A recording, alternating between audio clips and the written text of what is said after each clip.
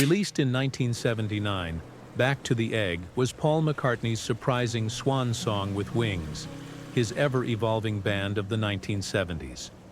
While the album's title suggested a return to basics, it ultimately became a farewell, a moment of reinvention that marked the end of an era.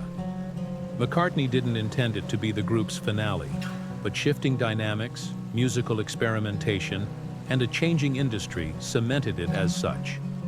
The Wings lineup saw significant changes leading up to Back to the Egg.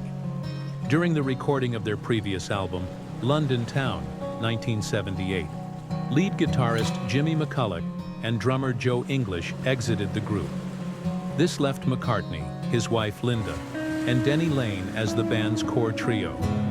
They recruited guitarist Lawrence Juber and drummer Steve Holley to complete the new lineup, injecting fresh energy into the group. True to McCartney's adventurous spirit, the recording process for Back to the Egg ventured into unusual territory. Sessions took place in a Kent castle and a custom-built studio in London modeled after EMI Studios. The album reflected the punk and new wave influences of the late 1970s, showcasing McCartney's knack for adapting to contemporary sounds. Tracks like Getting Closer and Old Siam Sir exemplified this new direction with their driving energy and raw edge. One of the album's standout features was the inclusion of the Rockestra, a star-studded ensemble featuring legends like David Gilmour, Pete Townshend, and John Bonham. The collaboration produced bold tracks like Rockestra Theme, blending the power of rock with McCartney's playful ambition. While the approach lacked individual showcases for the guest musicians, the resulting sound was both thunderous and dynamic. Yet Back to the Egg was not without its quirks.